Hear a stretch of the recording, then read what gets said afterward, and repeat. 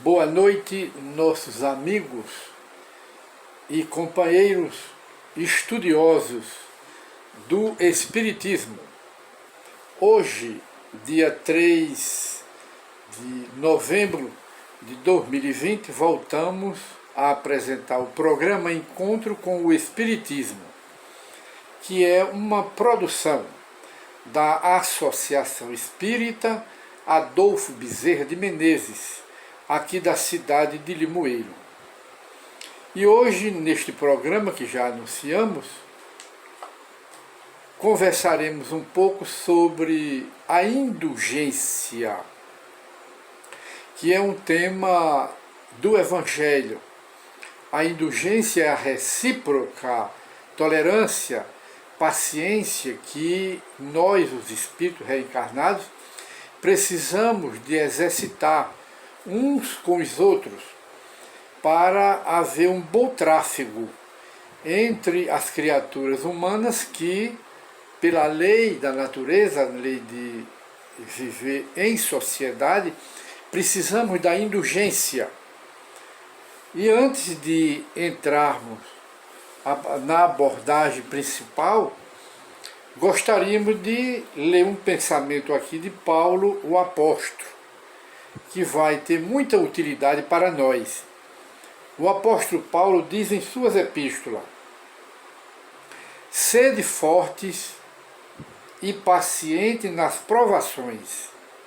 Sede fortes e pacientes nas provações, e sede perseverantes na fé e nas orações. Que beleza de ensinamento de Paulo. Alegrai-vos com os que se alegram e chorai com os que choram. Quer dizer, ele partilhar os sentimentos, ajudar o outro, consolar o outro, porque todos nós precisamos dessa recíproca, porque somos espíritos em provação aqui na Terra, tanto os ricos como os pobres, mas somos espíritos ainda em provação e em expiação aqui na Terra. Precisamos uns dos outros, da colaboração na recíproca, porque foi para isso que Deus nos criou e criou também as suas leis. E encerra Paulo em Romanos capítulo 12, versículo 12. Não te deixes vencer pelo mal, mas vence o mal pela prática do bem. Muito substanciosa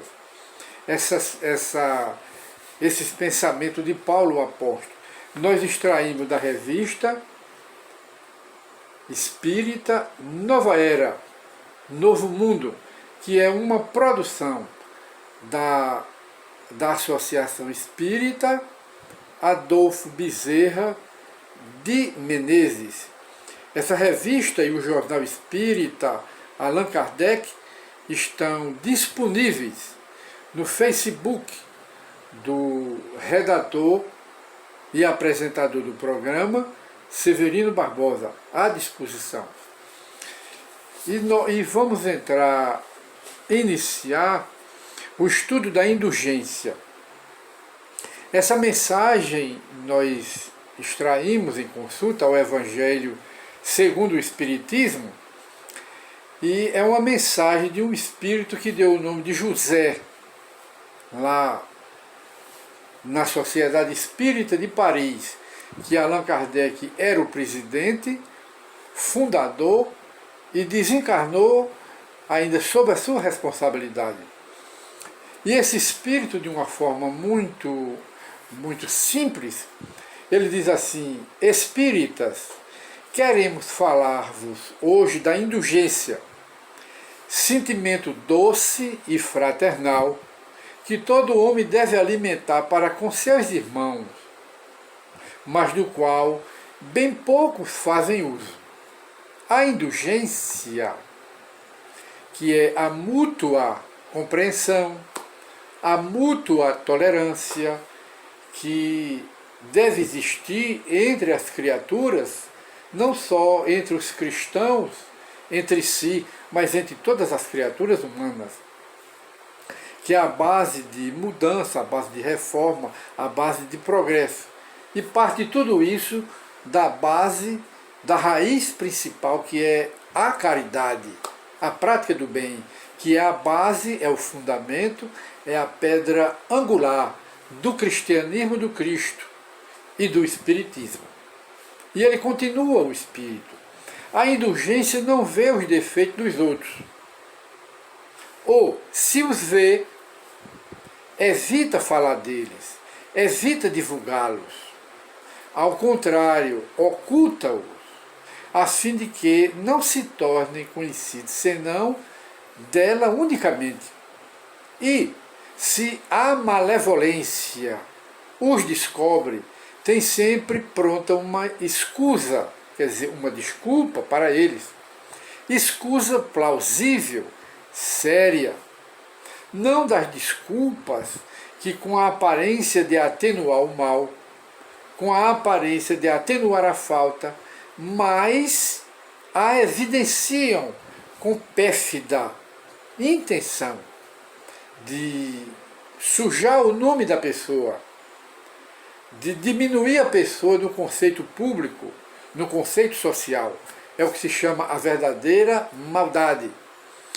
E por outro lado, a criatura que faz essa simulação para usar a malevolência e divulgar o defeito do outro, o erro do outro, esse daí está demonstrando uma pérfida personalidade, um pérfido sentimento de uma alma baixa, de uma alma de baixa vibração espiritual. Aí o Espírito continua em seu comentário: a indulgência jamais se ocupa com os maus procedimentos dos outros, a menos que seja para prestar um serviço. Mas, mesmo neste caso, tenha cuidado, a verdadeira indulgência, o homem indulgente, tenha cuidado de os atenuar, tanto quanto possível. Não faz observações chocantes, nem agressivas, nem maléficas, não tem nos lábios censuras, nem condenações contra o outro. Apenas tem conselhos, e as mais das vezes conselhos velados por cima, para não ofender, para não ferir. Quando criticais, que consequência se há de tirar das vossas palavras? Que consequência se há de tirar? Quando alguém nos ouve fazendo uma crítica, uma condenação ao defeito, ao erro da personalidade, do caráter de alguém, não é? Que consequência se há de tirar das vossas palavras? A resposta: a de que não tereis feito o que reprovais. Quer dizer, todo mundo que escuta acha que você está fazendo o contrário, mas muitas vezes você que está fazendo a condenação se comporta, tem uma conduta, um procedimento 1000 vezes mais grave do que o outro que você está falando. Visto que estáis a censurar, que valeis mais do que aquele culpado de que condenais, criticais e falais dele. Que valeis mais do que ele? Nadinha mais.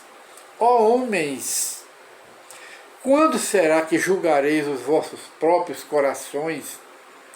Que julgarei os vossos próprios pensamentos? Que julgarei os vossos próprios atos? Que julgarei os vossos próprios procedimentos, sem vos ocupar com o que fazem vossos irmãos?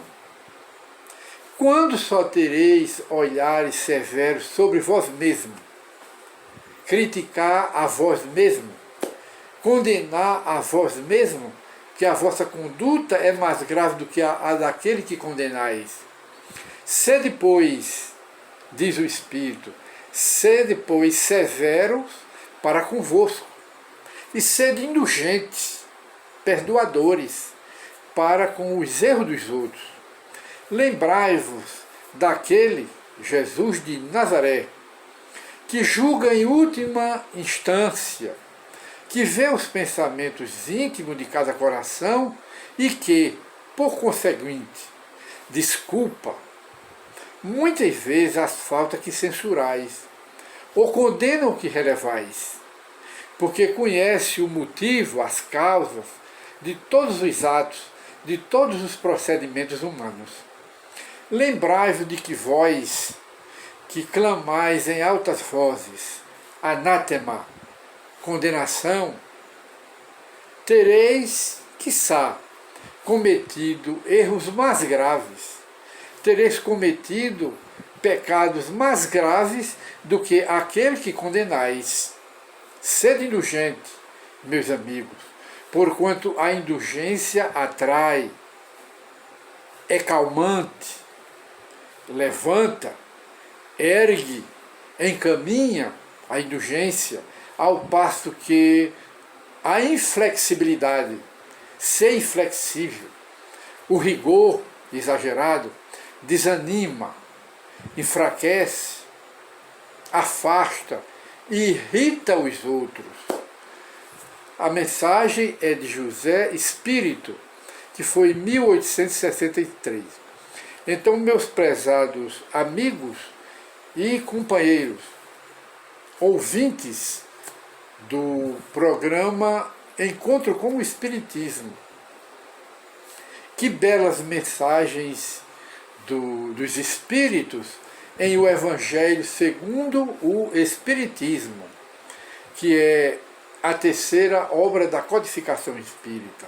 Primeiro, só para rememorar, lembrar as criaturas interessadas no Espiritismo, o Livro dos Espíritos, o Livro dos Médiuns, que é a sequência do Livro dos Espíritos, e o Evangelho segundo o Espiritismo. Esses três formam o que se dizem o Espiritismo filosófico, científico, no Livro dos Médiuns, e religioso, que está no Evangelho segundo o Espiritismo.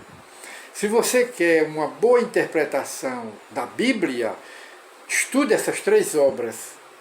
Se você quer saber o que Jesus disse de bom, de agradável, e o que ele disse extraindo da letra o espírito, quer dizer, o verdadeiro sentido espiritual das palavras de Jesus nos Evangelhos, e por extensão da própria Bíblia, leia estas três obras: o Livro dos Espíritos, de Allan Kardec, o Livro dos Médiuns, de Allan Kardec, e o Evangelho segundo o Espiritismo, e acrescente o Céu e o Inferno, dele também, que é a justiça de Deus, segundo a filosofia do Espiritismo, e a Gênese, que trata da formação do mundo e do universo.